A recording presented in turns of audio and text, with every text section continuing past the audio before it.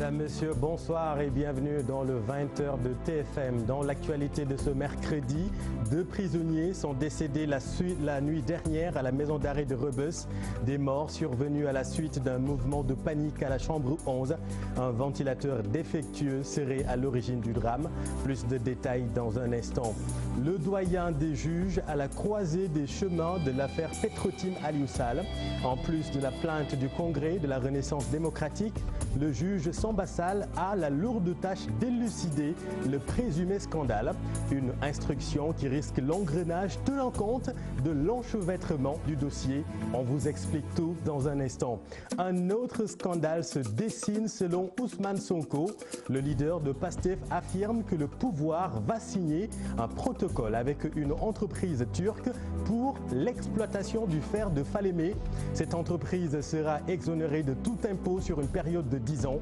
Encore un manque à gagner incommensurable pour le Sénégal, selon Ousmane Sonko. Et puis, spectacle hallucinant à l'hôpital général de Grand-Yoff ce matin. Ogui transformé en champ de bataille. Une rixe a éclaté entre les syndicalistes qui voulaient tenir une assemblée générale et le service de sécurité de l'hôpital. Depuis quelques semaines, vous le savez, les travailleurs dénoncent une mauvaise gestion de l'hôpital et son plateau technique dérisoire, ce que dément totalement la direction.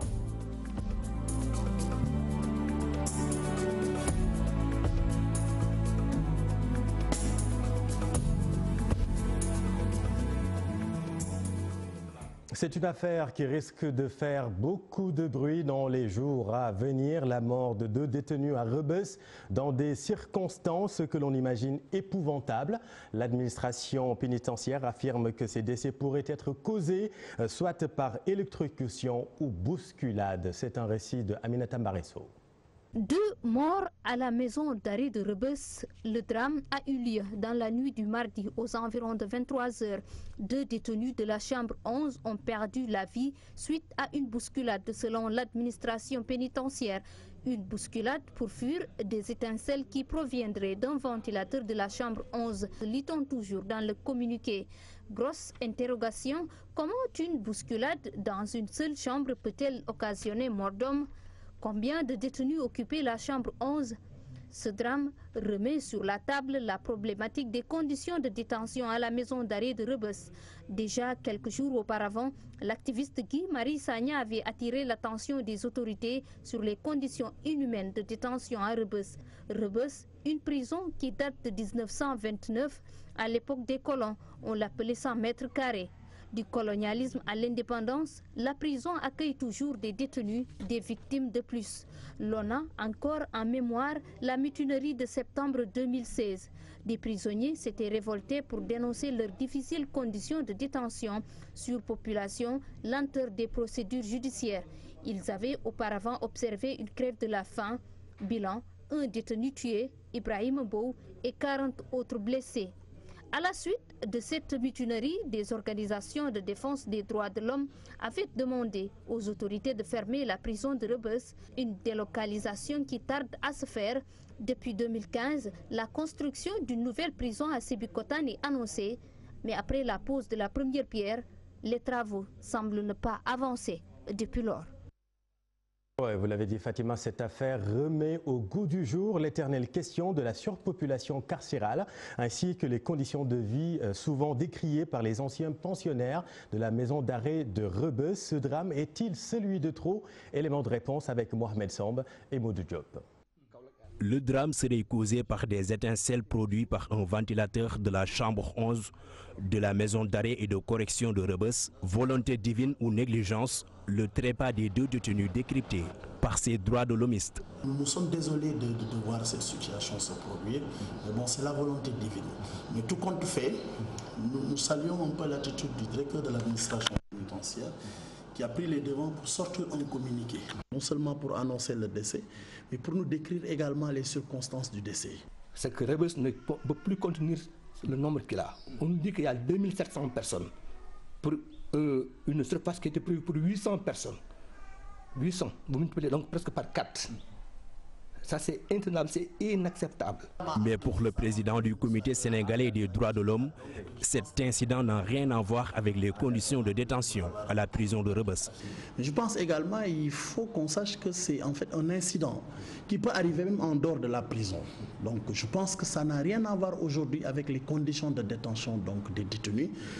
C'est un incident qui est arrivé et malheureusement il y a des pertes en vie humaine.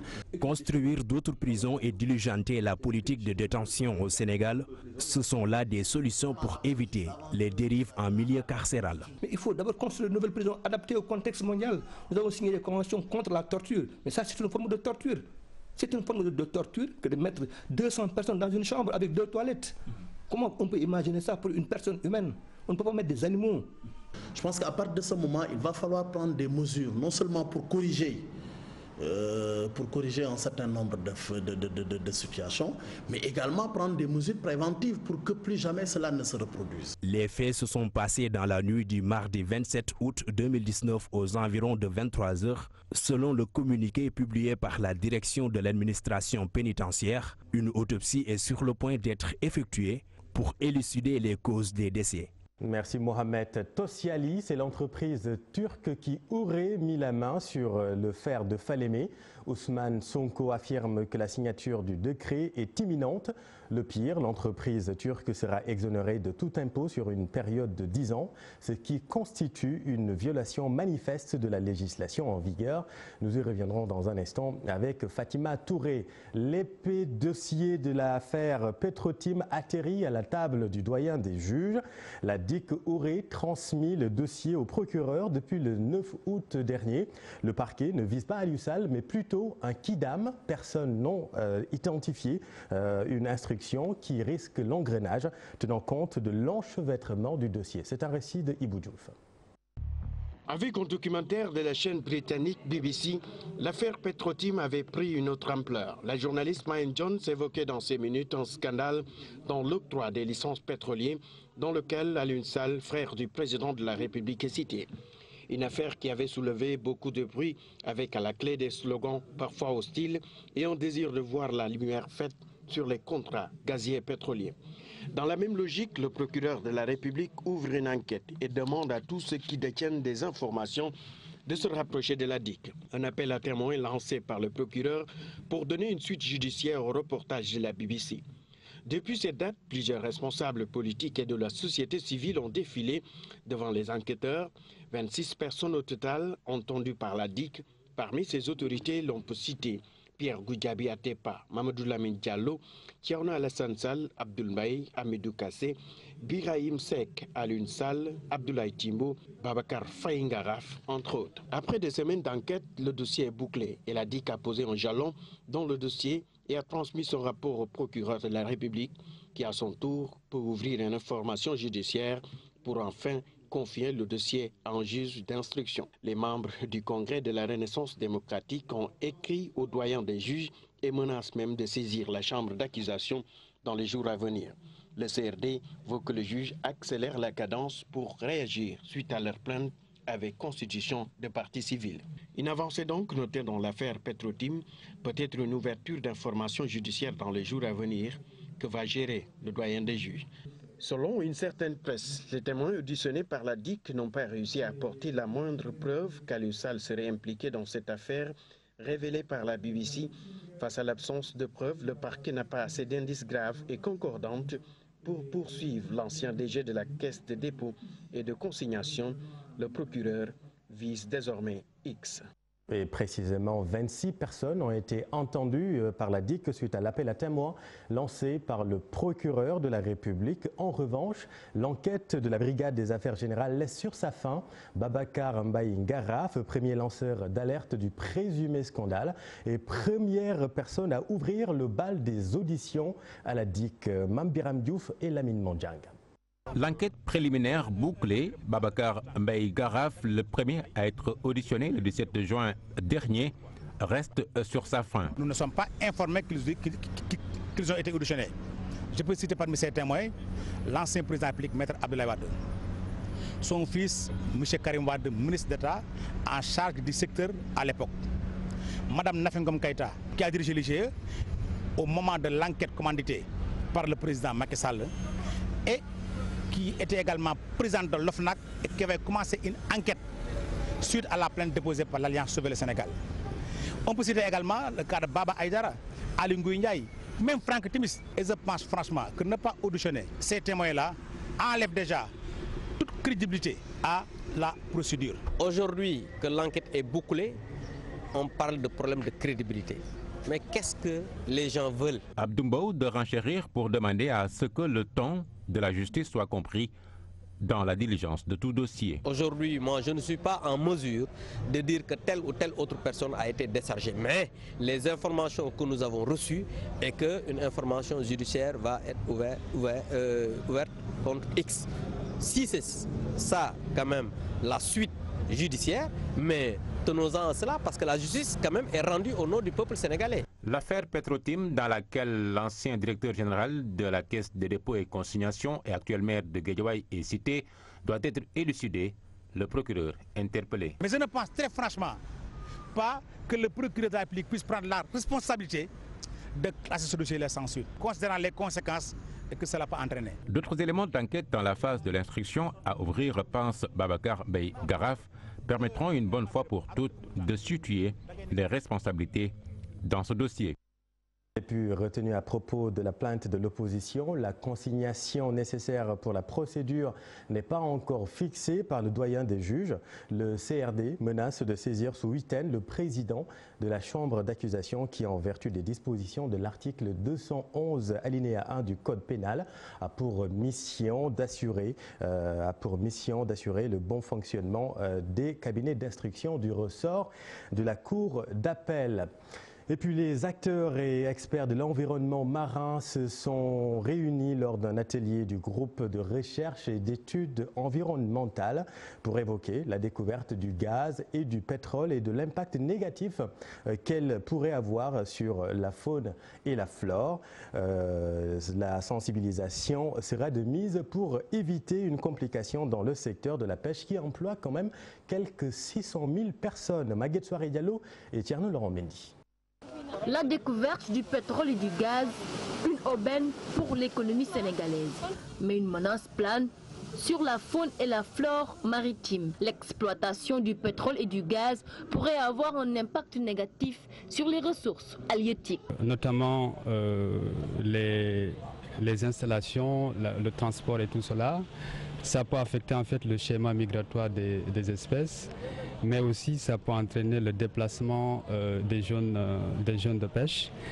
Et aussi si les déchets, c'est-à-dire le rejet en mer, ne sont pas traités de façon intelligente et stratégique, ça va entraîner en fait une pollution marine importante. Pour éviter une pollution destructrice pour le milieu marin, à l'heure de l'exploitation du pétrole et du gaz, les acteurs de l'environnement marin proposent des stratégies à mettre en place. Dès à présent, élaborer en fait ce qu'on appelle un état de référence, aussi bien au niveau de la ressource, mais aussi au niveau de la pollution. Discuter davantage avec les pêcheurs, les acteurs, les sensibiliser, etc. On peut en fait arriver à atténuer en fait les impacts que cela peut avoir. Au Sénégal, le secteur de la pêche emploie plus de 600 000 personnes avec un taux de capture de 450 000 tonnes par année. L'exploitation pétrolière pourrait compliquer la gestion des ressources halieutiques qui occupent une place de choix dans l'économie sénégalaise. Et puis je vous le disais, Tosyali, c'est l'entreprise turque qui aurait mis la main sur le fer de Falémé. Ousmane Sonko affirme que la signature du décret serait imminente. Le pire, l'entreprise turque sera exonérée de tout impôt sur une période de 10 ans, ce qui constitue une violation manifeste de la législation en vigueur. Fatima Touré, Jafaraba. Ousmane Sonko accuse l'État du Sénégal de haute trahison. En effet, un protocole d'accord serait signé en octobre 2018 par le gouvernement du Sénégal et l'entreprise turque dénommée Tosyali Holding pour exploiter plus de 750 millions de tonnes de fer sur le Falémé. L'objet du protocole, c'est le développement, le financement et la mise en place d'un complexe minier et sidérurgique au Sénégal par Tosyali Holding. Ce projet doit comprendre 2 phases. Une première phase consistant à la réalisation d'une usine de fabrication de ronds à béton et de fils à machine à partir de biais de fer importés. Et cette première phase doit coûter 120 millions de dollars, c'est-à-dire 60 milliards de francs CFA. Et la deuxième phase, on va leur donner tout le fer de la Falémé qu'ils vont exploiter pour venir le transformer ici à Bargny et l'exporter partout dans le monde et se faire beaucoup d'argent. Beaucoup d'engagements pris qui ne profitent guère aux populations. L'État du Sénégal s'engage à accorder à la société Tosiali, conformément à la législation en vigueur au Sénégal, une licence de récupération des déchets de ferraille et droit de préemption d'achat de la ferraille sur l'étendue du territoire sous réserve d'accepter d'en revendre aux Sénégalais dans le besoin.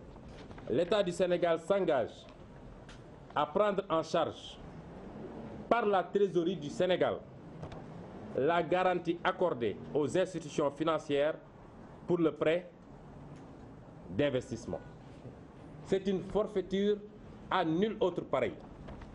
C'est de la trahison contre le peuple sénégalais. Seul un décret d'approbation signé par le président de la République, Macky Sall, pourrait annihiler ce contrat avec les Turcs. C'est du moins l'avis d'Ousmane Sonko.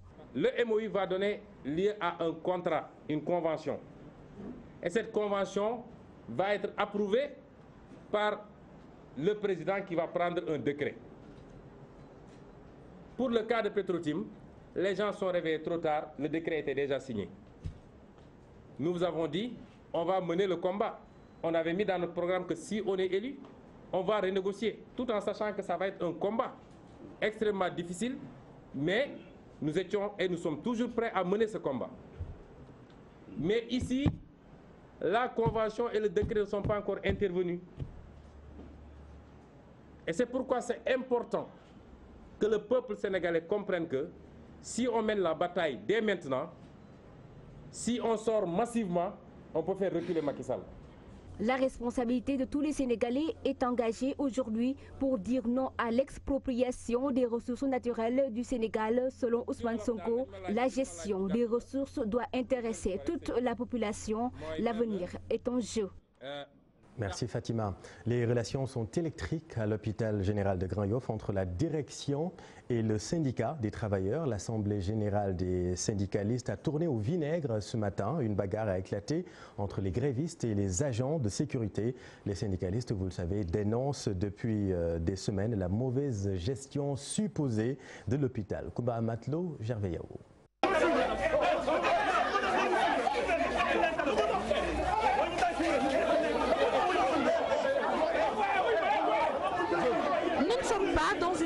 Mais bien à l'hôpital général de Grand Yoff, une bagarre entre syndicalistes et agents de sécurité qui s'opposent à l'entrée des premiers dans l'établissement sanitaire.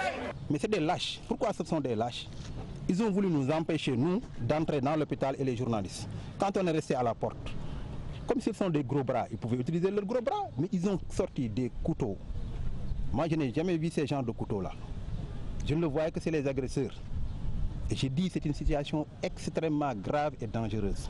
On est dans un service public et nous, les travailleurs qui sommes ici, nous ne sommes plus en sécurité.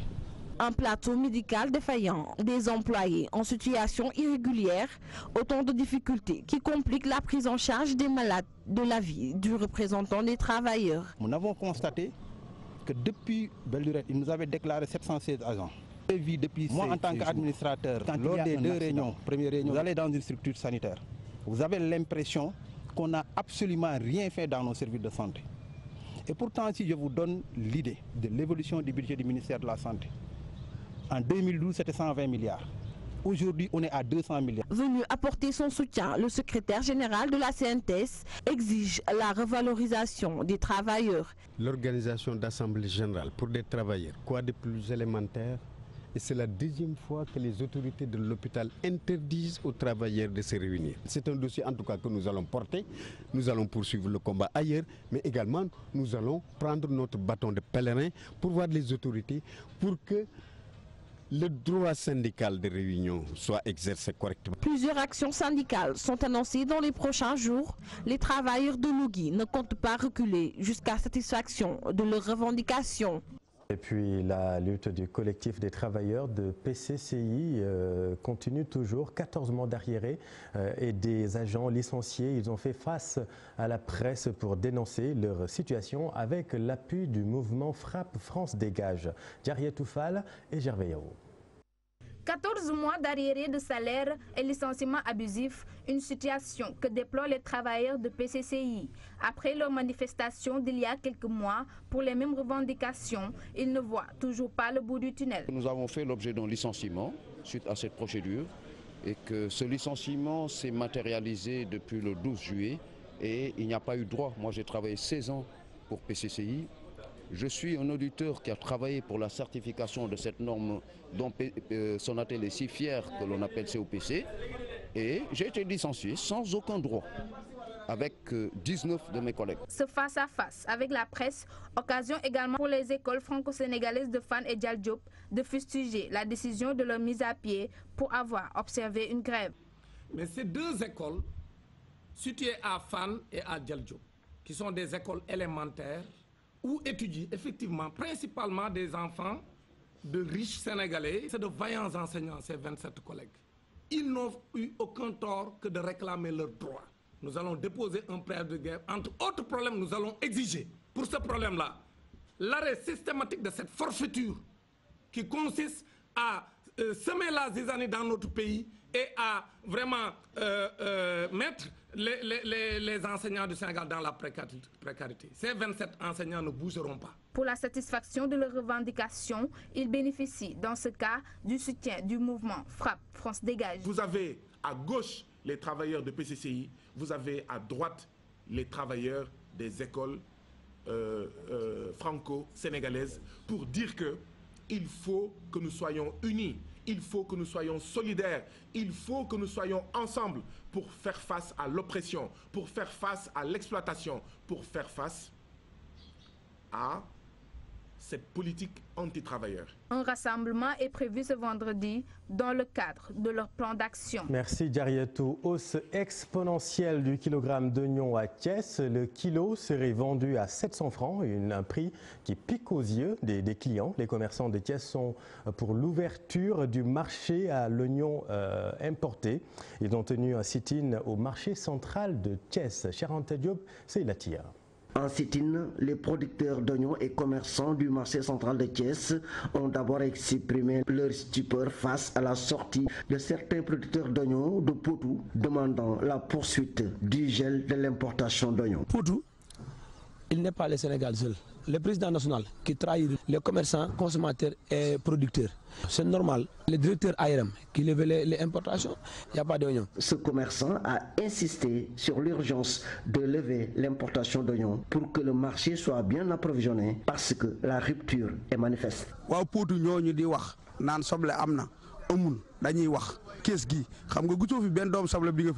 Ces producteurs d'oignons de Potou veulent tenir les Sénégalais en otage. Il y a une pénurie d'oignons ici à Thiès et partout ailleurs. L'État doit prendre ses responsabilités pour la levée du gel de l'importation d'oignons. Cette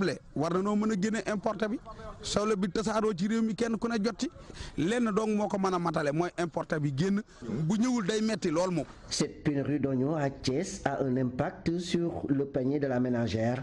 Même les oignons en état de pourrissement sont vendus à 500 francs le kilogramme. Et ici à Dakar, en tout cas, il y a encore de quoi faire des sauces. L'oignon local est bien présent sur le marché. Le parc de Gueule-Tapée, un des plus grands sites de dépôt, semble être bien fourni. Face à ce constat, les producteurs de l'oignon local défient l'autorité de régulation des marchés et bottent en touche son argument selon lequel l'oignon local est introuvable en ce moment. Maguette Gaye et Mohamed Dieng.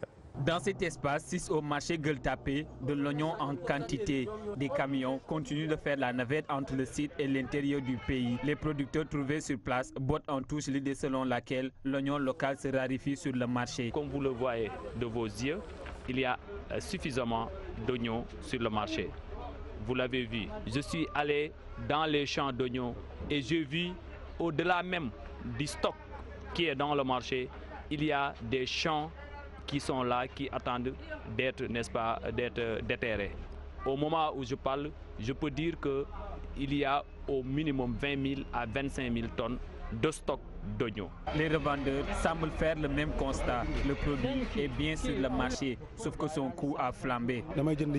Je suis revendeur. Je pense que le marché est bien fourni en oignons et les camions continuent de faire la navette. Entre avant-hier et hier, plus de 20 camions ont déchargé des sacs. Nous ne pouvons pas dire qu'il y a rupture de stock à cet instant. Il suffit de regarder le marché pour s'en rendre compte. Mais le sac se vend entre 8 000 et 10 000 francs. De l'avis de ces producteurs de l'oignon local, cette montée des prix est due à une période creuse occasionnée par la fête de Tabaski. Les commerçants étaient rentrés fêter la Tabaski avec leur famille. Et beaucoup de travailleurs saisonniers des champs aussi étaient rentrés chez eux. Et il y a eu cette période de flottement où il n'y avait plus de mouvement d'oignons vers le marché. Et c'est la raison pour laquelle cette situation avait engendré la montée des prix. Mais aujourd'hui, tout est revenu à la normale. Vous pouvez le constater, le marché est en train de faire l'autorégularisation. La décision de l'ARM d'ouvrir la porte à l'oignon importé devait prendre effet ce 27 août. Jusque-là, seul l'oignon local est présent sur le marché. Les producteurs, quant à eux, continuent de demander aux autorités un délai de 15 jours pour pouvoir écouler le reste de leur stock. Merci Maguette. Sur 1 million de permis ciblés, seuls 300 000 ont été renouvelés. Vous avez vu notre reportage hier au 6S, ça se bouscule au portillon depuis l'annonce du dernier délai pour les Dakarois le 3 septembre, dans 5 jours. Nous avons mené l'enquête dans la circulation et vous allez le voir, rares sont les automobilistes qui roulent avec un permis numérisé. Maïmouna Ndiaye et Pape Sangane Mbaye. Ngandji roule toujours avec son ancien permis de conduire. Il n'a pas encore réussi à se procurer du nouveau sésame. Ce chauffeur de transport en commun pense qu'il est impératif de prolonger la date d'expiration des anciennes pièces. Je trouve la date d'expiration des anciens permis de conduire très court. Même les gens qui avaient déposé la semaine dernière peinent à récupérer leurs nouvelles pièces. Ce conducteur, qui a renouvelé son permis il y a juste quelques mois, trouve plus complexe ce basculement. J'ai eu mon titre de transport en 2007. J'ai renouvelé mon permis de conduire en 2018. Vous voyez, c'est un long circuit encore à suivre. Le délai est trop court. Cela ne nous arrange pas. Plus chanceux, ce chauffeur de bus Tata a son nouveau permis en poche il y a de cela 4 mois. Je sensibilise les chauffeurs à se conformer aux nouvelles instructions. C'est fondamental. Il ne faut pas attendre la dernière minute. Je suis contre. Mon ancien permis devait expirer en 2022, mais n'empêche, je suis allé déposer comme tout le monde. C'est ce qui est normal. Ces conseils, Maud Sall ne les cache pas, comme pour dire que les retardataires ont toujours tort. Merci Maïmouna. Et puis parlons du retrait annoncé des véhicules 504 et 505 break, communément appelés 7 places. Une autre paire de manches, la sécurité routière. En tout cas, Gora Khouma approuve cette décision du ministère des Transports. Le secrétaire général du syndicat des routes du Sénégal estime que l'heure est venue de se débarrasser de ces guimbardes. Gora Khouma était l'invité du Trésor de TFM. Notre organisation est preneur à cette décision, parce que c'est une vieille doléance. L'État avait fait un geste très important pour renouveler le parc ici à Dakar, retirer les cars rapides et les Ndiagaya à la place des Tata. Et nous avons souligné à l'État de continuer ce même projet au niveau des interurbains, en première par les 7 places. Parce que je l'ai dit tantôt, que le véhicule 7 places, même s'il heurte un Jakarta, c'est le véhicule 7 places qui va être endommagé. Ça veut dire que c'est des véhicules vétus, c'est des cercueils roulants. Le propriétaire ne peut rien pour ce véhicule. Il va en s'en débarrasser. Mais l'État ne donne pas de l'argent à personne. Mais l'État crée les conditions. Les conditions, c'est quoi? C'est mettre une garantie. C'est les concessionnaires qui fournissent le produit et le véhicule. C'est les banques qui achètent et nous mettent à nos dispositions par crédit. C'est ce que nous attendons de l'État, comme il l'a fait à l'AFTU. Mais les 7 places, normalement, d'ici la fin de 2019, on doit s'en débarrasser avec les 7 places. Mais il faut... Non, c'est la volonté politique qui manque. Et puis face à la recrudescence de ces accidents, on se demande ce qui se passe dans la tête des rescapés, des accidentés, de la circulation. Comment éviter le traumatisme pour les témoins oculaires, voire les parents proches des victimes? Suivi psychologique s'impose selon un spécialiste interrogé. Ousseynou Diop, Habib Seck. C'est le cri de cœur des accidentés ou proches qui a perdu la vie dans un accident tragique. Le plus souvent, ils perdent le sommeil depuis qu'ils ont vécu le drame. Pour Fanny Deprost, psychologue, c'est une situation difficile pour les personnes accidentées. Le traumatisme en lui-même, c'est un événement auquel quelqu'un est confronté à la mort et qui menace l'intégrité physique de la personne. Ça peut être pour soi-même ou bien pour quelqu'un d'autre. C'est souvent associé à un sentiment de peur intense, à un sentiment d'impuissance et un grand sentiment de vulnérabilité. Donc c'est pour ça que voilà, ça c'est vraiment le traumatisme. La psychologue a surtout listé les conséquences de ces traumatismes qui peuvent accompagner ces personnes. Il y a 3 grands types de symptômes. Les symptômes de reviviscence, c'est-à-dire revivre sans arrêt les événements, en pensée ou en cauchemar, sous forme de flashback par exemple. C'est également une hypervigilance, c'est-à-dire que dans toute situation où il n'y a pas forcément de danger imminent, on va sans arrêt être aux aguets. Mais c'est aussi une situation, des symptômes d'évitement, c'est-à-dire qu'on va éviter volontairement ou involontairement toute situation qui rappelle l'événement traumatisant de près ou de loin. La personne accidentée ou qui a perdu un proche doit être surveillée pour éviter de vivre ces symptômes. L'entourage doit être attentif. Alors les conseils qu'on peut donner, c'est surtout de ne pas s'isoler. Pour l'entourage, d'être attentif à la personne qui a vécu le traumatisme. Ce que je n'ai pas précisé, c'est que le traumatisme, il touche non seulement la personne accidentée, mais pas forcément. Ça peut aussi être un témoin, par exemple, ou un proche, comme on l'a dit. Donc, il faut que l'entourage soit attentif et la personne elle-même peut se rendre compte qu'elle a besoin de parler. Au Sénégal, les accidents sont très fréquents. Des milliers de personnes vivent des traumatismes à vie. Pour Fanny Deprost, psychologue, l'entourage a un grand rôle à jouer pour aider les accidentés, les témoins oculaires ou proches de la victime à réintégrer la société. Merci Ousseynou. Ayof, ce sont les eaux usées qui traumatisent les populations. Elles dénoncent les branchements clandestins et la mauvaise canalisation à la cité religieuse. Les Yofois déterminés pour une solution définitive face à cette situation. Mohamed Samb et Modou Diop. Les populations de Yof-Layène ne respirent presque plus de l'air pur. Pour cause, l'odeur nauséabonde des eaux usées, stagnantes. Il y a une station de relèvement des eaux au niveau de la cité Guélimbaye qui doit propulser ces eaux vers la station de Cambérène. Au cas où il y a des défaillances au niveau de cette station, il y a des répercussions. Et vu que la cité Apexi 1 est établie sur un bas-fond, naturellement, ce sont les regards qui sont situés au niveau de ce bas-fond-là. C'est à partir de là où l'on va noter les dégoulinements. C'est ça le résultat, n'est-ce pas, de ces eaux usées stagnantes. Au point de ne pas pouvoir cohabiter avec les eaux usées, ces Yofois disent que leur santé est à la limite menacée. Nous avons droit à la santé. Aujourd'hui, nous avons des problèmes récurrents de maladies de la peau.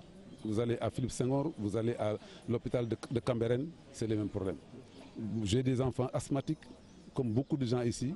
On a tous des problèmes toutes les semaines de crise d'asthme. Vous êtes là, vous sentez.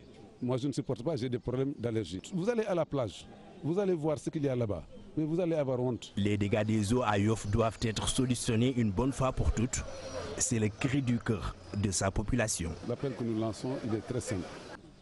Toutes les personnes que vous voyez ici sont des personnes respectables et respectées. Nous nous adressons à l'État pour lui demander, de la manière la plus humble, mais la plus ferme, qu'il faut qu'il solutionne cette affaire-là. Qui doit solutionner? Nous ne sommes pas là pour dire. Mais nous avons des solutions. S'ils viennent nous écouter, ils nous donnent les solutions qu'il faut. Branchement clandestin ou encore une mauvaise canalisation, les habitants de Yoff-Layène décrivent la situation invivable due aux eaux usées stagnantes au cœur de la cité religieuse. Merci Mohamed, c'est la fin de cette édition. Merci de l'avoir suivi. À l'affiche ce soir, Faram Faché, Papanga Ndiaye va recevoir Abdoumbo de l'Alliance pour la République. Restez en compagnie de nos programmes. Excellente suite. Bonne soirée.